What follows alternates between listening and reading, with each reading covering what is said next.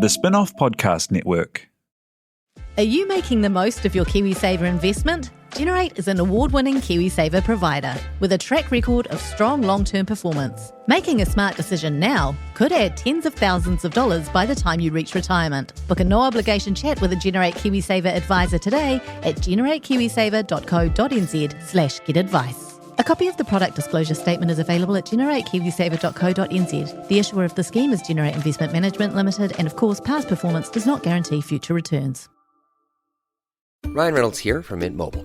With the price of just about everything going up during inflation, we thought we'd bring our prices down. So to help us, we brought in a reverse auctioneer, which is apparently a thing.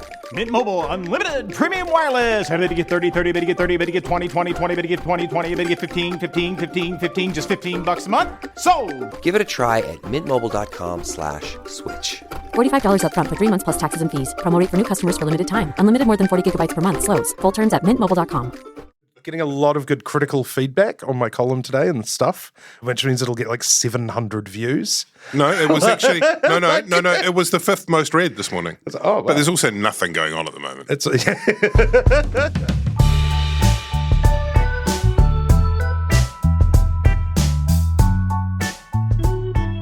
Tēnā koutou katoa. This is Gone by Lunchtime. My name is Toby Manhire. With me, Annabelle Lee-Mather. Kia ora. Kia ora. Ben Thomas. Kia ora. Kia ora. Samuel making it all happen today. Thank you. Members also making it all happen. Thank you, members. It's July the 6th, Thursday, a rare Thursday podcast. And we've timed it today, haven't we? Mm-hmm. Quite deliberately, because it's 100 days to go to the election. Very exciting. A lot of excitement around the table. Annabella's bouncing around the walls. Ben Thomas is fizzing like a freshly shaken bottle of Mountain Dew. I'm trying to do the maths. I thought it was 100 days earlier in the week. What? I saw somebody else mention that it was 100 days. I'm pretty sure it's 100 days. Oh, maybe it is 100 days. Well, I've got a piece out today that says it's 100 days. Okay. Mike Hosking's got a piece out that says it's less than 100 days. I think you're wrong. No, and fuck. Mike writes. I can't believe the Prime Minister's science advisor is like wasting time on the gang problem when she needs to get to the bottom of like how dates work. See, this is that whole thing this week about the science and maths curriculum, and like this is why we need that stuff. Like maybe just starting counting. with dates and counting. We need to get Janzanetti on, challenge her about counting. Pull her before. Minister, give it to us straight. What day is it today? Okay. Where are we? What are we doing? So it's Thursday, July the 6th, and it's 100 or 100-ish days to the election. You, Annabelle, have freshly returned from Ikaroa-Rāwhiti, is that right? I have. Which is one of the Māori electorates that stretches all the way from East Cape.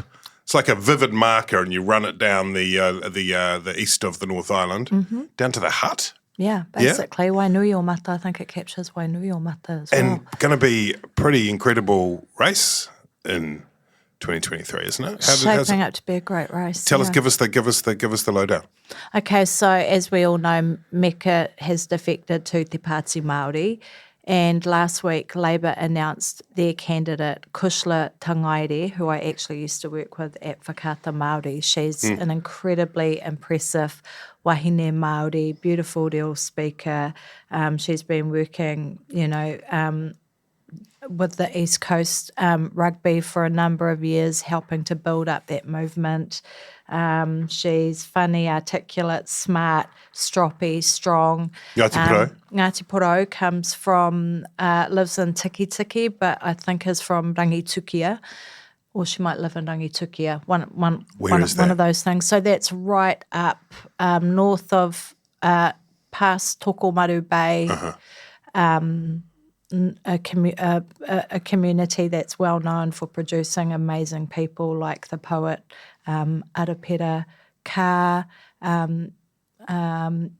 Honika, Tina Whitcliffe, the Māori political editor at Māori Television, so special place. And I think she'll give, she's a very good candidate to run against Meka.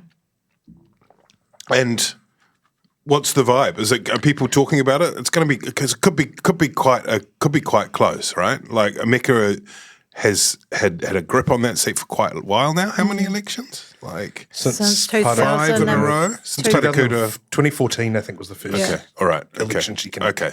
I think actually, 2013 was when Parikura died, and she won that by-election, and then won it again in 2014.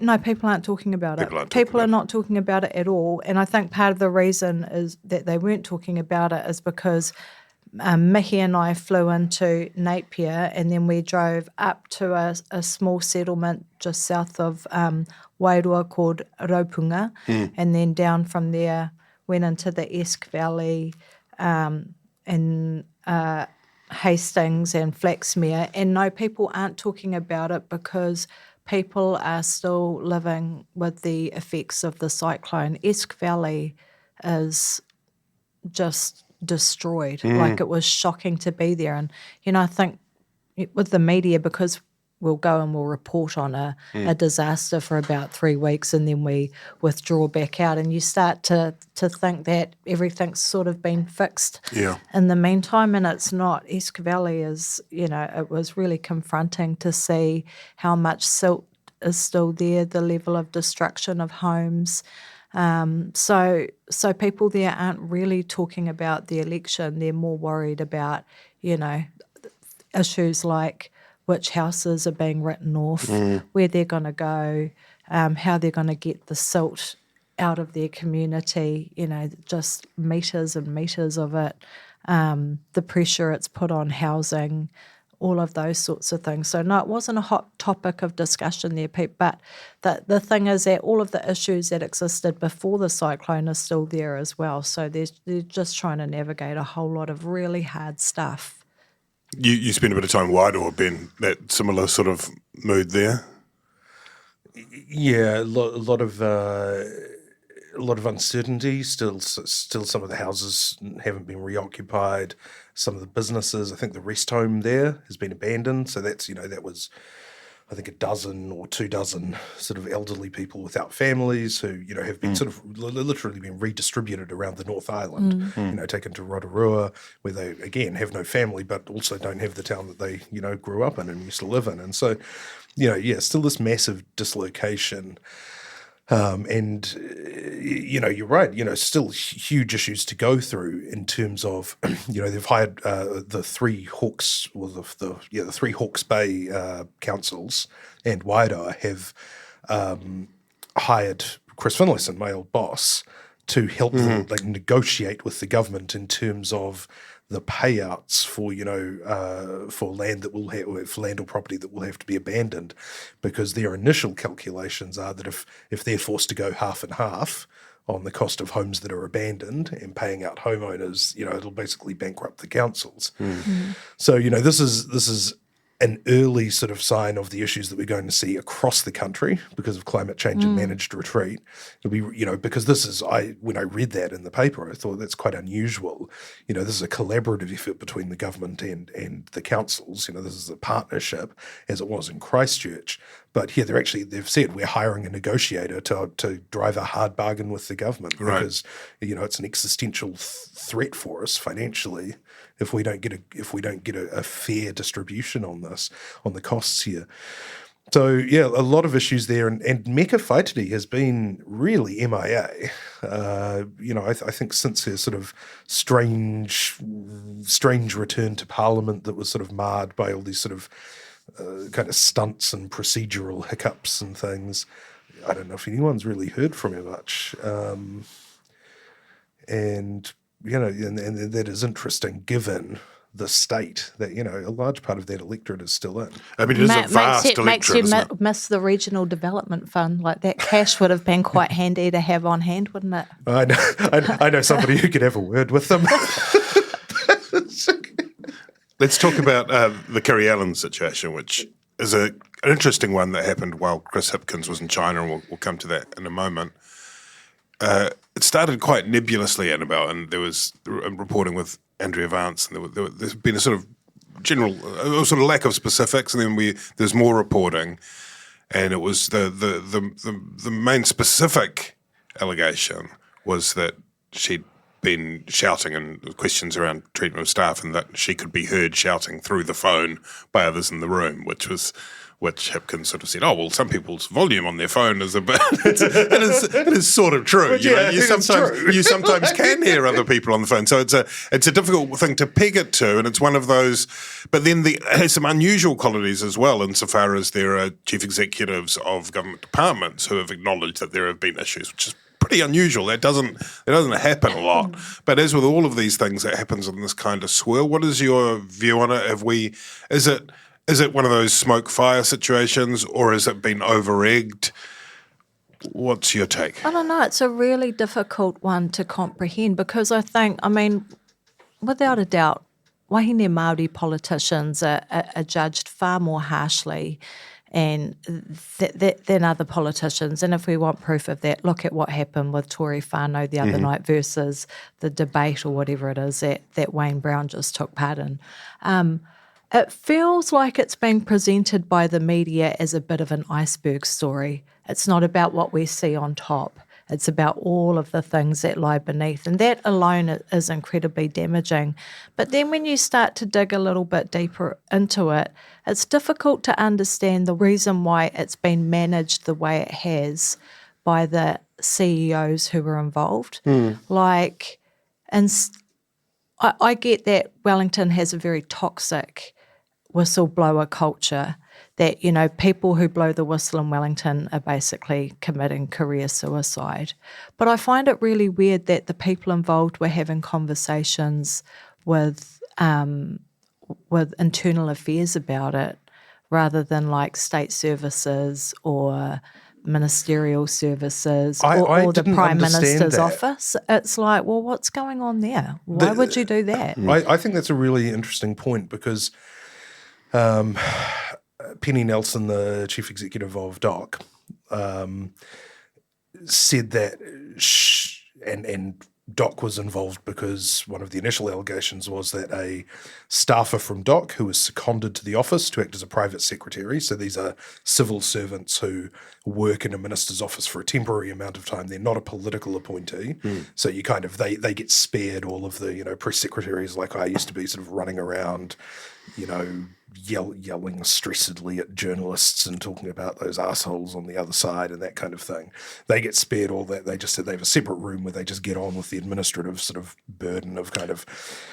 But they're seconded into the beehive or they're in the beehive. Yeah. They'll usually be in a physically separate office within the minister's office, but away from the political staff, and they'll work on the business of their department, communicating from the department to the minister's office and the minister's office to the department. And the allegation was that one of these secondees went back early to the department because of a relationship breakdown with the minister's office, or a problem with the working relationship.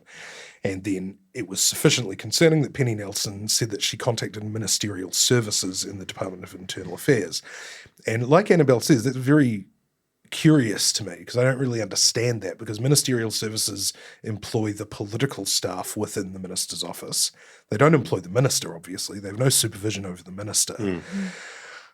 If you had a problem with the minister, you would go to the State Service or the Public Service Commission as it is now. But Peter Hughes says no issue was ever raised formally or informally with the Public Service Commission.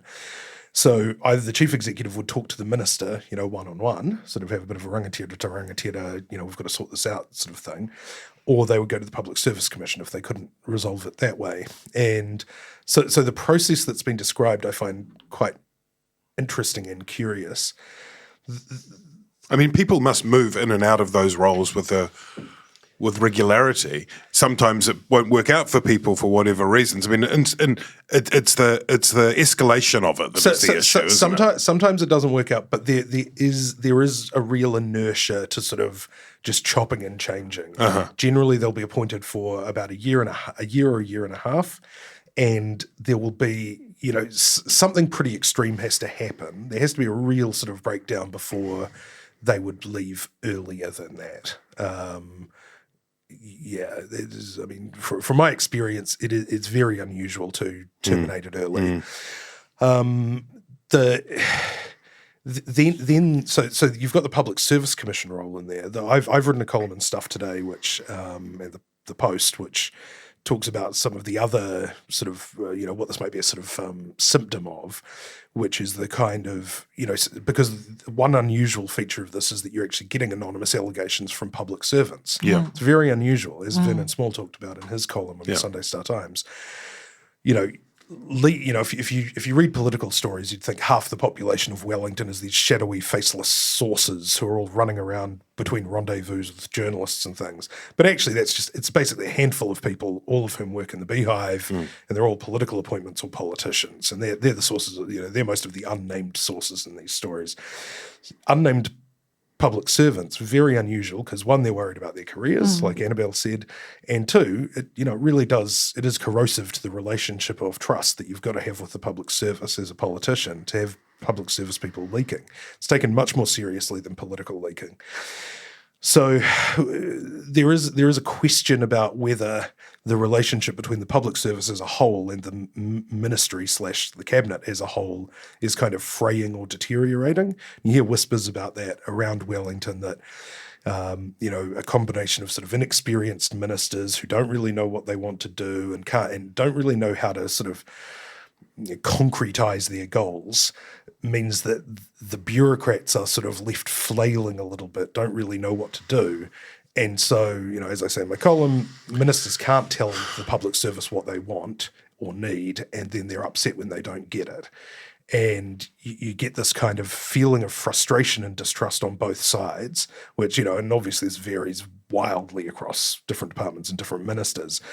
But there is a growing sense of sort of unease at the relationship, But it's this is the difficulty when we're talking with such a paucity of specificity. But I've talked to people in the public service in Wellington who say, the reality is that in a lot of these departments there are people, and these people who worked in them, where there's people who want to do policy and talk about policy and planning and don't want to do delivery because that's harder, and that it's harder to actually. And so when you have the implementation units created in a kind of facsimile of what happened in the UK, or if you have maybe, and look, I don't know what's happened in this situation, someone thumping the desk saying, for Christ's sake, you need to crack on and do this. It's where is the dysfunction? Well, it is interesting that, one of the allegations is that Kiri Allan yelled at or carried on in a meeting with Kānoa staff, which is what the Provincial Growth Fund is called now. Right. And just this month, the Auditor, she inherited this fund and this sub-departmental agency. The child of the New Zealand First Coalition. Yeah, she inherited it in February when she became the Regional Development Minister. Sometime between then and now, she apparently had a bit of a contre-temp at a meeting with Kānoa officials. This month, the Office of the Auditor General released a report saying, this fund is dysfunctional. It's not achieving the results that it needs. It's not accountable. It's not accounting for the spend. Yeah, there's no way of knowing whether this is $600 million that's well spent or not. Yeah. So, and I think it's a frustration that goes both ways. You need strong ministerial leadership to set the goals and to steer the departments towards what they want to do. But you also need, public servants who want to do things. And some people have pointed the finger at the Public Service Act 2020, which was introduced by then Minister for the Public Service, Chris Hipkins, but was, I think everyone accepts, was probably written by Peter Hughes, the Public Service Commissioner, which replaces the very straightforward responsibility of public servants or public service CEs to the minister, to saying that public servants have a responsibility to this sort of very nebulous idea of the community good, or the public good, and says that CE's boss is actually the Public Service Commissioner, and that's who they're accountable to. It says they're accountable to ministers, but their relationship is with the Public Service Commission, and so there are questions about, has the public service sort of almost kind of legislated itself further and further away from political accountability to ministers? On the political level, Annabelle, Chris Hipkins was in China when the story broke. He was in Europe when the Mike Hosking abscondment happened. I feel like Chris Hipkins is finding out what it was like to be my parent when I was a teenager. Like anytime You get a you call. go away, it's like, Oh, no. Yeah, there's Yeah. been a party, the dog's missing, Yeah. there was a fire, Yeah. there's like 25 teenagers that don't belong to you. And then you Yeah. get home and it's kind of like something's a bit not quite right. Like things have been put back in the wrong place in this incredible mad dash Everything's effort. just slightly askew. Yeah. And I mean, he's said we're going to park this issue for now. Kiri Allan separately, and she's very keen to stress, and I think we should respect that her personal issues that she's faced and well-being, mental health are a separate matter, and that's the reason she's taken some leave. But the Prime Minister has said, I'm going to nip off to Vilnius, as you do, go and chat with Nato and do my European free trade deal, and maybe we'll discuss that briefly in a moment, and then we'll discuss it after that. The difficulty for him, in terms of just the base politics of it, is that if we go back to the Michael Wood situation, when that happened, that was kind of a masterclass in cauterizing something. It had dragged on for a while with the airport shares, but when he found out about the other shares that would happen, what he did is he called a press conference. He announced what had happened. He announced the consequences, that the minister had resigned. He announced 3 or 4 measures, which no one can remember, to address conflict of issues generally around. And then he announced, almost in the same breath, the ministers that would be replacing Wood in those roles, including, as it happens, Kiri Allan in Associate Finance. But it was all just like, tie a bow on it, get it done. The difficulty with something like this is that it seems a bit more of a seeping wound. And while we don't know the details of it, as long as there are more stories coming out, it becomes much more politically weighty and problematic And the government departments aren't helping either, because I saw in one of the articles that they'd requested some information and the department had said, well, we're going to treat that as an official Information Act request. We'll come back to you in 20 working days. Yeah, that's right. So which drags it out even more instead of like being able to get a short, sharp answer and tie it off. It's like you email the police and say, do you have any police cars? And they go, I'm going to put this in the OIA stream here. Yeah, I mean, it in terms of Chris Hipkins' ambition to have a distraction-free run into the election, I mean, there's barely been a moment when there hasn't been some issue with an errant minister or other. You look strong, and voters won't punish you for taking decisive action to sack an errant minister, right? But if that's all you're doing, it really does take up a lot of sort of space on the Decisive every day. If all they remember is that, like, you've sacked half your cabinet, like...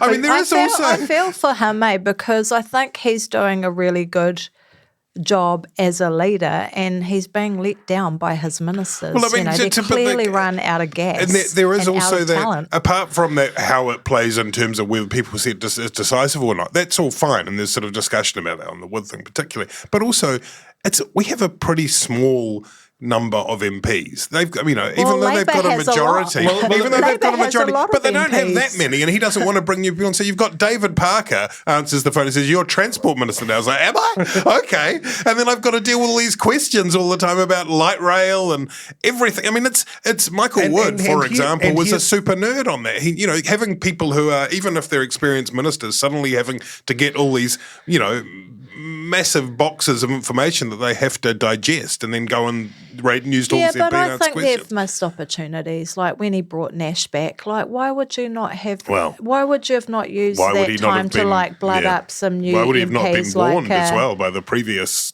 operation? Is the other part of that question, isn't it? Well, that's right. And look, as people pointed out, Michael Wood was a strong contender for.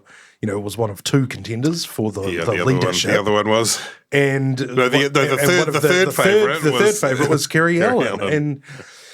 And so what you're saying is this is a Machiavellian operation Night of the Long by Chris Knives Hipkins. I'm just popping across to Beijing. You know what needs to happen. He kind of presents just a hut boy, eh? We know what's going on. But it's sort of it's this sort of.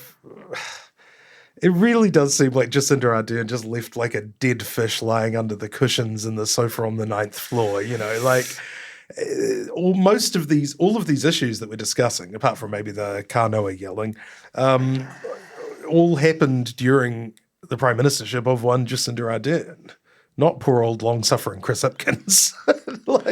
She was like, screw these guys, I'm out. I'm like, I've got enough work. I'm dealing with a 5-year-old. I don't need your turning guys' on the out of office. Deal. China, let's touch on that briefly. That's been covered. I did a little kind of bonus one the other day with Mad Chapman, who's our editor, who was on the China trip. So if you missed that, you can go back and check it out. Briefly, though, Chris Hipkins had some time in China, important trip, first one for a long time, proper big trade delegation of however many it was, like 60 people, I don't know, heaps.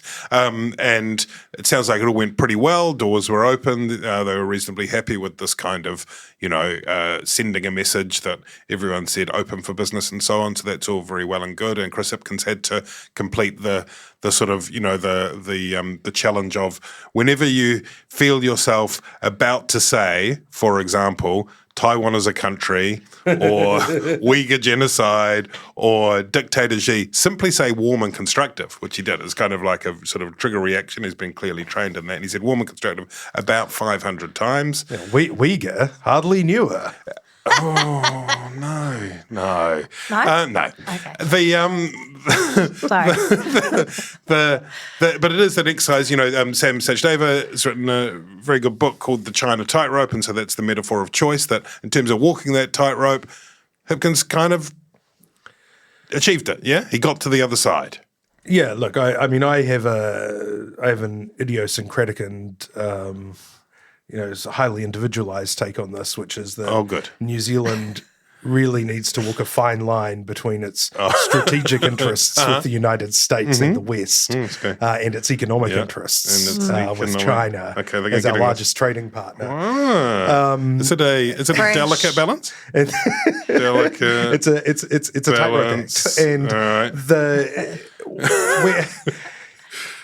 And I mean, this is the thing. It is hard to sort of, amplify that any further because, it's pretty straightforward. China wants to draw us closer and they want to invest in Belt and Road, which John Key was very keen on and basically sort of signed us up for in 2016. And I think during this trip they signed an agreement to continue to cooperate to explore or something. Sort of about 3 levels of abstraction up from anything actually happening because we have subsequently seen the issues with sort of China strategic investment in the Pacific or China state strategic investment. And, these are very highly scripted things in the public anyway, obviously. Choreographed from start to finish. Yeah. So Hipkins hit the lines. He could improvise when he needed to before he left when he was asked about whether it was a dictatorship, and he was sort of, no,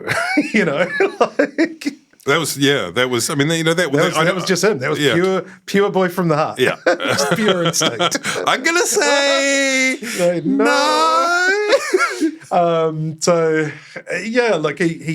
did fine. I mean, it delays our issues for another day, which is all we can ask for right now. The melancholy kiwi fruit, did you see them? The return? I think garbage kiwi fruit brothers. They're really not proper ones because they didn't have the bulbous eyes. They weren't 3D. No bulbous eyes and no mouth cavity. No, that's right. Which they were in Japan. I don't know why. Cheap Chinese. Is there like a kiwi fruit the covers lamestream media seems to be ignoring that. Like, is it like the Kiwi Fruit Covers Act, like trying to be them, but not like the poor shitty version of them? Are they the real deal or not? I mean, it was you know how you get like, when you get a Shenzhen, you can get like Prada, you can get the Prada knockoff. Yeah. You can get the Kiwi Louis Vuitton. These are knockoff Kiwi brothers. These are the Kiwi Fruit brothers that got done on the 8 p.m. to 8 a.m. shift. There's the Kiwi Fruit brothers, but the O is a U, And then it's not the real deal. Anyway, just something that people could look into if they want to. Now, he's off as well, Christopher Hipkins, on Friday, tomorrow even, which is 99 days till the election, I think, off to Vilnius for the Nato summit. And to sign the European Free Trade Agreement. Yeah. Exciting times. Lithuania, I looked it up, has a smaller air force than New Zealand.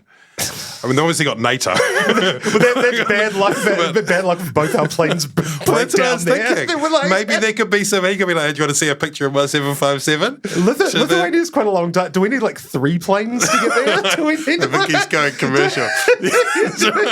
I think they should have played they marked on the plane thing. Obviously, it's like they kind of could have just left it 2 hours, sent it 2 hours later, and no one would have known about the second plane. They should have just said it was a convoy because we're so big and important. They should have said it was a decoy because that makes you sound really cool and glamorous. Like, we've got to have a decoy plan. Yeah. You know, all the big world states people have decoy planes just in case someone's trying to, do a Kiwi Fruit Brothers hit. I mean, anything more to say about that? Is that it's there's been suggestion about whether or not he would be able to make it to Ukraine. He sort of kept saying no. I suppose there's a possibility that might be pulled out of the hat.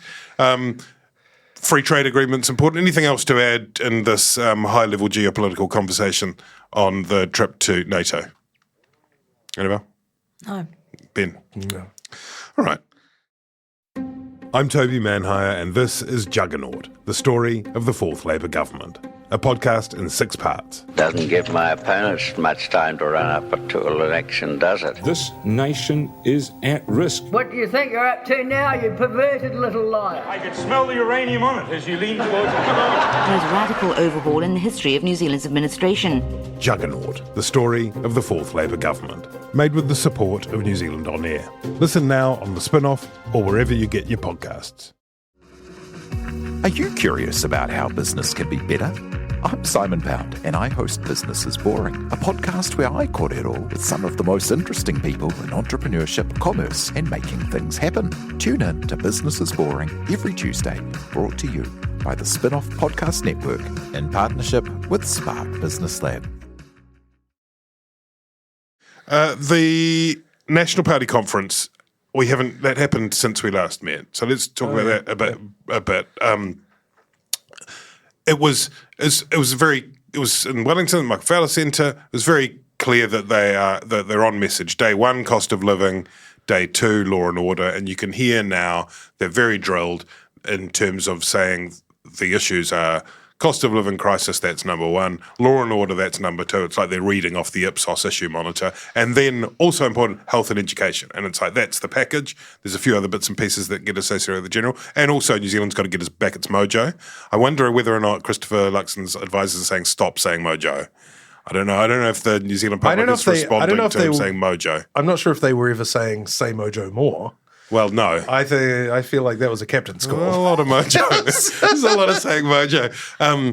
The interesting thing, I don't know, Annabelle, Bill English was sitting in the front row for Christopher Luxon's speech, and the policy announcement on that day was about the centerpiece of it was saying that judges cannot discount sentences by more than 40%, I think it was.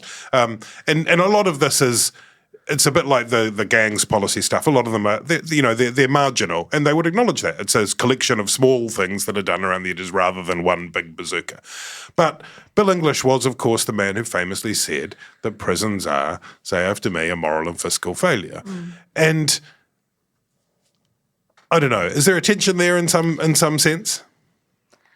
I just don't understand why National think that presenting these types of policies, which are very much focused on sentencing, do anything to reduce the crime that's being experienced in communities around Aotearoa. And it is real. Like, I go to places like Thames and I see shops that have been ram-raided and stuff, but when a teenager does that, they don't sit there and think about the fact that National will pass a policy that restricts the judge from discounting their sentence by 40%. So, I listened to Hipkins the other day on RNZ, and it does sound like he's got the bit between his teeth now. He's communicating. Luxon. Luxon.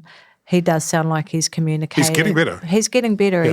He's getting stronger. He sounds credible.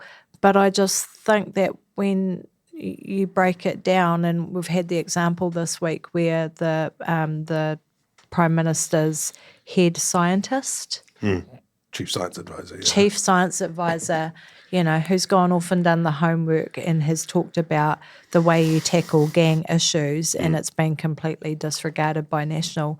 It's not very comforting for ordinary people, but I'm sure that there's a huge voter base to whom it appeals. And in terms of the tension between what Bill English said and what Luxon's saying, I don't think it really matters because, Bill English is long gone. Yeah, look, I think it's important to remember that National haven't lost sight, particularly via Nicola Willis, of that social investment issue. Even when they were in government last time, she gave a big speech about that at Victoria University a while ago. I haven't heard anything about it since. No, it's still there. Still there. She's doing work on it, and it informs a lot of their approach to different things, like their mental health policy, which talks about a $20 million fund to for pilots, basically, to see what happens. Social investment is about first of all looking at the data, but also seeing what works and evaluating programs and investing on that basis. National invested a lot in rehabilitation, the last time that it was in government, in corrections. They will continue to do so. I think, there was, an expansion of the availability of rehabilitation programs that was part of that policy. I would like them to adopt an ACT policy from, 2017, which was that, you can get discounts off your sentence by learning to read in prison, by getting your driver's license in prison. Once you've got a driver's license, then you're worried about the infringement points that you'll get from ram raiding a shop, so I you give people something to lose. I think that's the part of the conversation that's missing. We're hearing about these different policies that are actually going to increase our prison population, but you're not hearing about the types of programs they're going to run that's going to reduce recidivism and those sorts of things. Yeah, that's right. And I think the key is to take the cue from David Seymour. And, when this policy was announced in 2017, in a campaign I was involved in, which again led to a record low vote turnout for ACT, it was welcomed by pretty much everyone. The Howard League for Penal Reform welcomed it. The Sensible Sentencing Trust Reform welcomed it, because you've got to look at the prison population as an opportunity. We always say, how do we find the hard-to-reach people? Well, a lot of them are in prison. They're right there. And if we're ever going to get them an education and get them a chance at participating fully in society, that's the opportunity when they're right there. No, I mean that is the biggest social investment of all, right? Yeah, absolutely. And the problem is, this government, clearly isn't doing enough about it. They can't even keep Ingrid Leary out of gangs.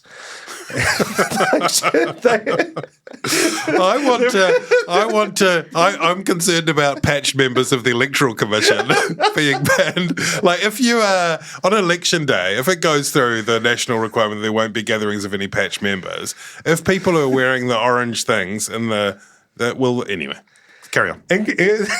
Do you get the feeling like Ingrid Leary just will turn up to caucus meetings, go I meet these really friendly people, and then it turns out she's become a Scientologist?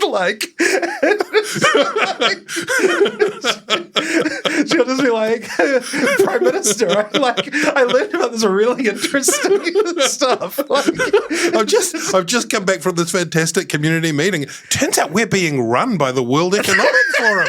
We should do something about that. I had a message from somebody in the Otago community who said that the only surprise about Ingrid Leary accidentally stumbling into a gang meeting was that she didn't try and take the first speaker's slot.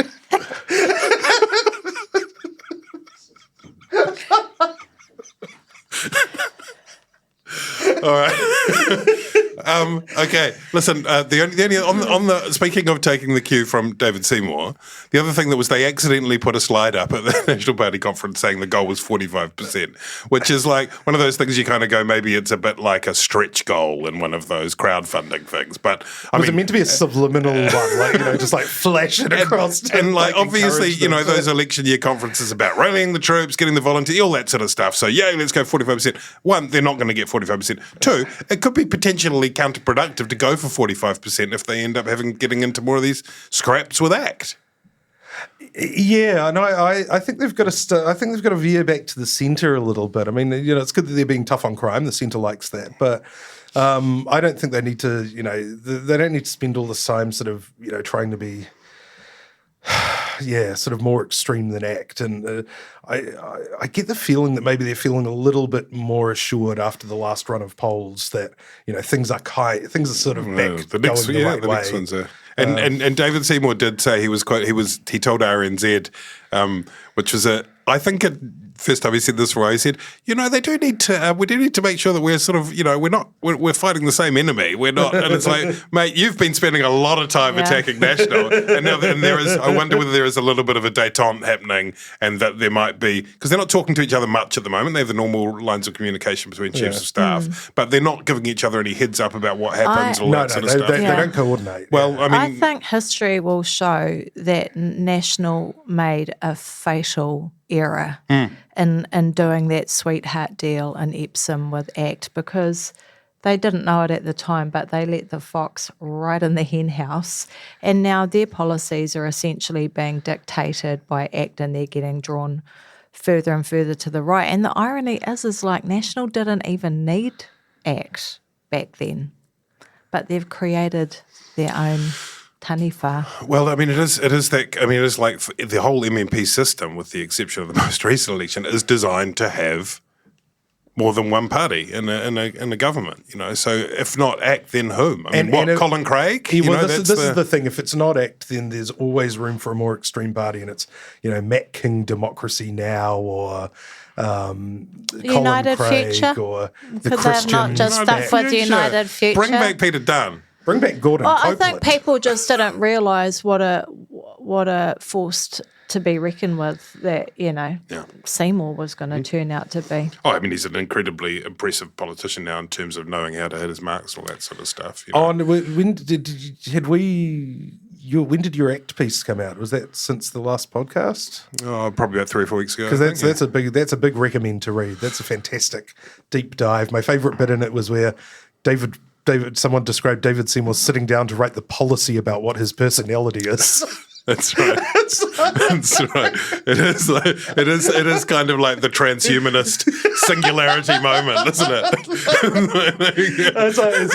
It's a fantastic read that explains a lot about why ACT are doing so well. In the polls, meanwhile, Roy Morgan is often not taken as seriously as other polls. It's, probably because it has the Māori Party at 7%. Well, it does still have the Māori Party at 7%. I mean, one of the other amazing facts, if you look down at the numbers, one of the things they provide, and this might be getting to a low base, but it's useful. They break down the demographics when they provide the polls. And it suggests that almost twice as many women voters under the age of 50, according to their latest poll, support Te Pāti Māori over the Green Party. No. Is it? Oh, okay. No. 15% of what young women I don't know what the number was. I think it might have been more than that, but there were almost twice as many, according to the poll. You're shaking your head, Ben. But it's still, where do you see Te Pāti Māori now, Annabelle, in terms of, whether or not Mika Whaitiri is making waves? I mean, there's still, they must, even, whatever people think about Roy Morgan, seeing 7% there is going to be a... Oh, it's huge. It's going to boost your confidence. It's huge for them. And, they have done an incredible job of rebuilding that party out of the ashes that was left behind by the Māori Party of old. And it was interesting being in Te Mataua Māui yesterday because so many young people are talking about Te Pāti Māori, they're loving what they do on TikTok and those sorts of spaces. That the challenge will be, and in that Roy Morgan poll, it does talk about them being, very young women and young women supporters, is getting those people to the polling booth on election day. It might not be 7%, but I mean the fact that it's twice what twice as high as its highest is absolutely incredible. That would bring in 9 Māori Party MPs. That would mean that Ikaroa-Rāwhiti, Maipi Clark, the new candidate for the amazing young Hauraki wahine who's been named for Hauraki Waikato. We talk about that beret. Would make it, oh no, she's amazing. It's a quality beret. I haven't seen a beret like that since Toby O'Brien. Yeah. New Zealand politics. Can I tell you guys about her? Yes. She actually went to Te Uru Karaka with my kids up at Newton Central School, and then she went back to Rākau Mangamanga in Conflict Huntly. of interest for you then. She's the niece of Hana Te Hemara, the very famous wahine Māori reo advocate, who was a part of the Māori language petition, was married to Sid Jackson. That's who she's actually named after. Her mother's a very respected museum curator, who is now working at the Waitangi Treaty Grounds. Her father is a journalist, Pōtaka Maipi, and his family are very well known for their advocacy in the Waikato region, getting rid of the old colonial names and all of that stuff. But she's exactly the sort of young candidate, from listening to the people that we were talking to yesterday, that the Māori, I think if you're talking about the long-term game and the long-term strategy for the party, having young people like that running, who are getting blooded up, running against someone like Nanaya's going to take beautiful care of her during the campaign, because she's that sort of person. Nanaya, who's also gone, who's not on the list, she's going to be electorate only, so she obviously is conscious that she needs to be all in. Yeah, and also she'll mentor her, and Nanaya won't be there forever. So, if you keep running someone like a Hana Rāwhiti every election, like we've seen them do now with Takutai Ferris and Maria Mino Kapa Kingi up north, eventually her time will come. But you know what? If they're polling at 7%, her time might come in 100-ish days' time. Is John Tommy Heading going to, we don't know when the list will be out, but he was number 2 on the list last time, if you recall. I think he said he wasn't planning on standing. Was he? Okay. But that might just be the electorate. Yeah, so maybe and you know what? Because it's 9, you'd get 9 MPs in. If rumours are true and they managed to get Lewis Wall, and Lewis Wall was in the top 9, she'd be back in Parliament. Oh my God, what a thought. You know who won't be back in Parliament? New Zealand First. Oh. Well, on that latest Roy Morgan poll. Yeah, it depends on whether you listen to Roy Morgan, because Roy Morgan's the only poll that's had New Zealand First above 5%. But there's something happens at the level of the low polling parties in Roy Morgan. It is an interesting one. But New Zealand First are still on sort of around. New Zealand First are in the high 2s, or about 3%, right? Shane Jones is doing TikToks now. He's standing by the sides of streets with signs. It's quite good. He's quite good. If he's their best hope in terms of an electorate seat, it's hard, because he's got all of those. He's up against Matt King and Willow Jean and a whole lot of others that are splitting the vote. ACT have taken their vote, and Winston Peters is literally talking about the World Economic Forum and the World Health. He's like the miscreant juvenile. He's just chucking a few lollies out. I mean, it's not anyway. No, he's probably gone. Look, let's finish up with some. Thank you, Annabelle. Thank you, Ben. Thank you, Sam. Thank you, listeners. Thank you, members. It is either 99 or 100 or 101 days until the election. Talk soon. Kia ora.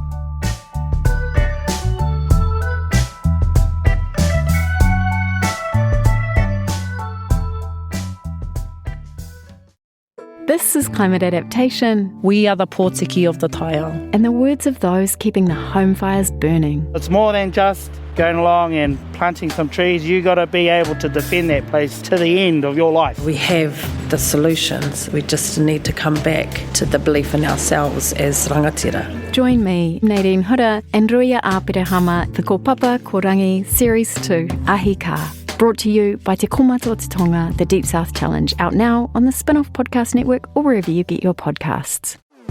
Talofa lover, I'm Madeline Chapman, editor at The Spin-Off. If you have the means, consider supporting our high-quality journalism by becoming a Spin-Off member. Sign up now at thespinoff.co.nz/donate. The Spin-Off Podcast Network.